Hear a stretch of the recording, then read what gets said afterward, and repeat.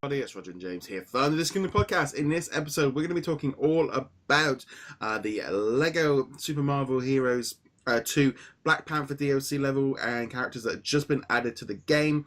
I've played through the level, and you'll see, if you're watching the video format, you'll see some gameplay footage of me playing through it below. So first off the bat, James, what did you think of this one? I liked it better than the Guardians of the Galaxy level that we got as the first part of the DLC path. It was enjoyable. It was short, but that's par for the course for Lego DLC. But it was enjoyable. I mean, I got 15 minutes out of it the first time, and then I did a second run through, which took another 10 minutes. That was in free play mode to unlock the remaining mini kits, and so it took less than 30 minutes, but it was a solid, fun 30 minutes. So no complaints. Yeah, I mean, I found it was fun. I found it actually quite a little bit complicated at the beginning with the platforming, because I just kept falling in the water and the crocodile, and I couldn't get my timing right. So I spent a little bit of time doing that. Overall, as well as I like the fact that it's tied into the movie. No, it's a completely separate story. They've gone off and done their own little story with trying to get something to get Russ because he's been killed.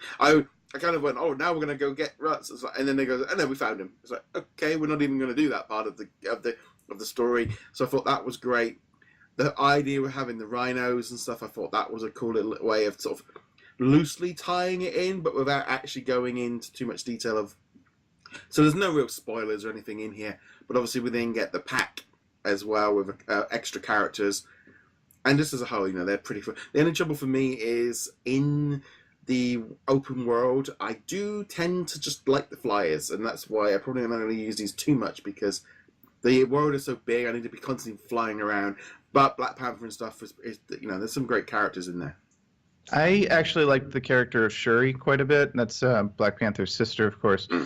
She's got a lot of very useful abilities. She can charge up the batteries. She's got the spear. She's got a couple other ones. She can do the investigation, where they crawl around and dig up the.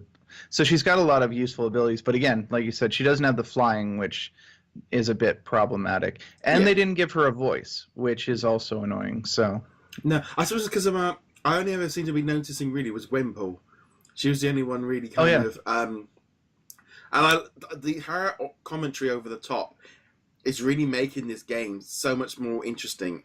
It's that having a bit of fun with it, and I really liked how they've used Gwenpool, because it's not really a character I've really been too familiar with, but they seem to have kind of taken it and gone, okay, we would love to do Deadpool, but we know that that's a little bit risky in a kid's game now. Even so, it's that kind of thing of using Gwenpool kind of, and her humor seems to work very well in this kind of aware of her surroundings. Yeah, she's very comically book aware, as they say within the books themselves. She's meta aware, and they also they don't want to necessarily use Deadpool but when this game came out, the Fox still had all the movie licenses. They still have all the movie licenses and whatnot, and we've been over that many times. So they've got Gwenpool instead. I particularly loved the little bit where you're in the platforming section. He's like, oh no, a platforming section in the game. Never seen one of these. Or you could just use a flying character. And I was like, thanks, Gwen. That's what I got. It was the fact that she's like, oh, you could use a flying character. Like, oh yeah, it's like they are completely aware that type of stuff completely goes. But I did like how they used. The thing is with these levels of when they get locked down to like two characters and you can only swap between the two, you see where the design comes in, because there'll be something there and you go, well, I want to get there, and you're going to have to come back later to get it because you can't do it with these two characters. But that first initial playthrough, when you only have those two characters, it does make it, because you need to be swapping and changing throughout. Yeah, I mean, that's part of the level design, of course, is like you need both of the characters, and you'll have obstacles that only stop one of the characters, but you then need the other character another few steps down. Whereas if you are in free play mode, you can just be, okay, swap, flying character, bypass all of this. Here's my character who can do this puzzle without needing to pull Shuri back in or whatever. So it's interesting how the gameplay design works depending on whether you're playing story or free play. No, I think it's great. I mean, to me, with every single Lego game, the season pass is worth getting. I feel you get your money's worth out of it, because in 20, 30 minutes, all the characters. You're going to get that times 6, and you get the other characters as well. Definitely fills it out, and also keeps bringing you back into the game, because I'll be honest, if they didn't do any of these Lego packs, I don't know if I would jump back in after I've completed the main story, and I think this is a good way of rejuvenating and jumping back in and playing a little bit of Lego. And you know, it's I do like how I know we've got Cloak and Dagger, and I think the Runaways. Those are the 2 next ones coming up.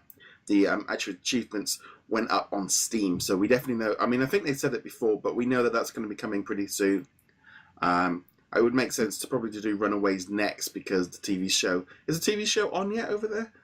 Yeah, the first season is actually done over here, but it's on Hulu. It's not on proper television. And then you've got Cloak and Dagger, so that one might get dry. But then it depends how closely they got it lined up. But again, a solid DLC pack. I really did enjoy it.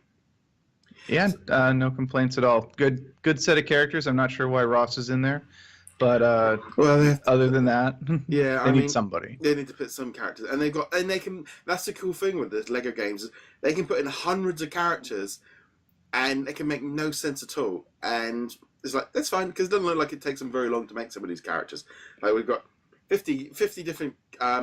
Very few of them have anything original that's unique to them.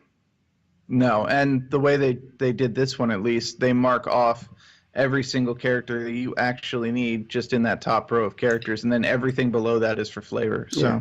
It'll be cool. Yeah. I know Kiva's tied over until the Incredibles come along. But on that, like, guys, we'd love to know your thoughts on this Black Panther DLC. Let us know in the comments below, or get in touch with us on social media. You can also find us over there. You can find us on DisKingdom.com. You can like, follow, and subscribe on which video or audio platform you are watching or listening this on. James, where can they find you? You can find me at heroiclegacy.com. And on that, guys, thank you very much for watching. See you guys soon. Laters. Later.